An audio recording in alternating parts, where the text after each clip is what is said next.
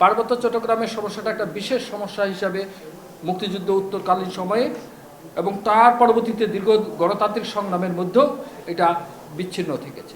আমরা অনেক সময় সেটাকে সম্পৃক্ত করার চেষ্টা করেছি।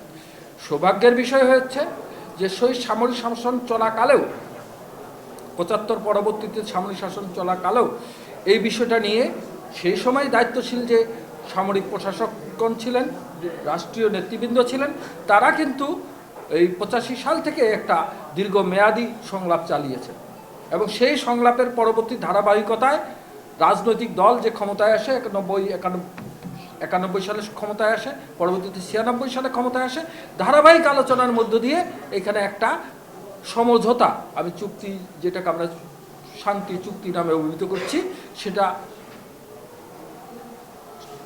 এই চুক্তিটা সম্পন্ন হয়েছে। এই চুক্তির যে বিষয়টা বলা হয় না সেটা হচ্ছে যে এই চুক্তিটা কি করেছে? এই চুক্তিটা করেছে পার্বত্য চট্টগ্রামের জনগণের অধিকারগুলোকে এবং সেখানে একটা রাজনৈতিক ব্যবস্থা,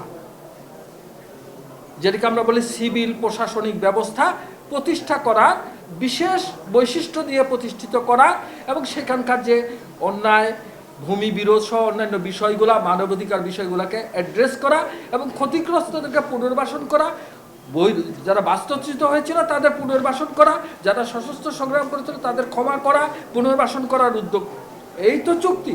এবং সেখানে একটা প্রশাসনিক ব্যবস্থা করা হয়েছিল। কিন্তু এখানে কিন্তু ভুলে যাওয়া হচ্ছে, এখানে বরাবরই ভুলে যাওয়া হয়েছে যে এই চুক্তির আরেকটা যে ওইখানে যে পক্ষ আছে, যারা ওইখানে নীরব পক্ষ, সেটা হচ্ছে যে বৃহত্তর বাঙালি জনগোষ্ঠী, যাদের একটা বড় অংশ যুদ্ধকালীন সময়ে সেখানে পুনর্বাসন করা হয়েছে। আজকে চুক্তি বাস্তবায়ন না করার ফলে আজকে শুধুমাত্র পাহাড়ি আদিবাসীরাই সেখানে নাগরিক, মানবিক যে সংকটের মধ্যে আছে তা না, সেখানে সমগ্র জনগোষ্ঠী আজকে, সেখানে বাঙালি হোক, আদিবাসী, পাহাড়ি, সমস্ত জনগোষ্ঠী এখানে ধারাবাহিকভাবে এই এত বছর ধরে, ২৮ বছর ধরে যে রোজকার সাধারণ খাবার এখন হবে অসাধারণ। প্রাণ স্বাদের মশলা, স্বাদ বাড়ায়, ঘ্রাণ ছড়ায়। আশা করেছিল যে এখানে একটা সমাধান হবে, একটা স্থায়ীভাবে রাজনৈতিক সমাধান ঘটবে, সশস্ত্র পর্যায় থেকে রাজনৈতিক সমাধান, সেটা হয় নাই। শুধুমাত্র পাহাড়িরাই ওইখানে বঞ্চিত না, বাঙালিরা যারা আছে, এই সমাধান না হওয়ার কারণে তারাও কিন্তু বঞ্চিত হয়ে আছে। ফলে এখানে দীর্ঘদিন ধরে যেটা বিষয়টা অবহেলা করা হচ্ছে সেটা হচ্ছে সংঘাতটাকে জিয়ে রাখা হয়েছে এবং মানুষের নাগরিক, আদিবাসীদের তো নাগরিক অধিকার হরণ করা হয়েছে, পাশাপাশি ওইখানে অন্যান্য যারা আছে তাদের নাগরিক মানবিক অধিকারগুলা প্রতিনিয়ত হরণ করা হচ্ছে এবং তারাও একটা বৃহত্তর সংকটে রয়েছে। আমরা কি চাচ্ছি? আমরা যারা আন্দোলন করেছি আমাদের পরিচয়টা বলেছে, আমরা এখানে বাংলাদেশের বৃহত্তর বাঙালি সমাজ, নাগরিক, বুদ্ধিজীবী, পেশাজীবী, ছাত্র, শ্রমিক, ছাত্র, কৃষক মিলে এই আন্দোলনটা বাঙালিদের পক্ষ থেকে, বাঙালিদের উদ্যোগ থেকে এই আন্দোলনটা করছি। কেন করছি? আমরা মনে করি যে বিষয়টা পার্বত্য চট্টগ্রামের সমস্যাটা কখনোই পার্বত্য চট্টগ্রামের সমস্যাটা, এটা বাংলাদেশের সমস্যা। পার্বত্য চট্টগ্রাম বাংলাদেশের অবিচ্ছেদ্য অংশ এবং বৃহত্তর অংশ এবং গুরুত্বপূর্ণ অংশ।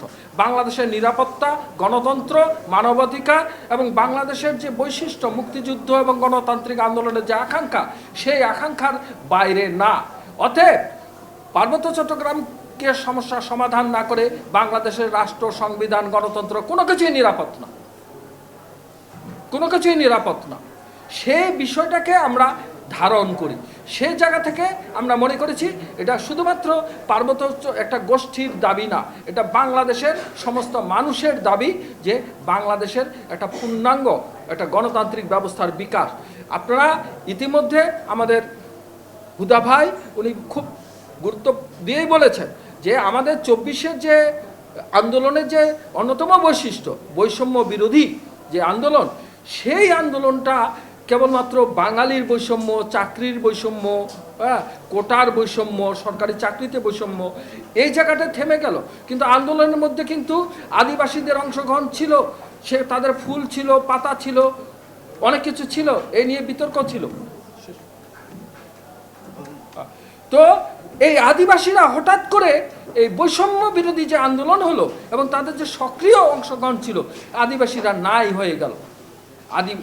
শুধুমাত্র বাঙালিদের মধ্যে চলমান যে বৈষম্য আছে, পাকিস্তানিদের বৈষম্যের বিরুদ্ধে বাংলাদেশ হয়েছে, বাঙালিদের বৈষম্যের বিরুদ্ধে, অগণতান্ত্রিকতার বিরুদ্ধে আন্দোলন হয়েছে, এবার বৈষম্যের বিরুদ্ধে আন্দোলন হয়েছে, এটা তো ভালো।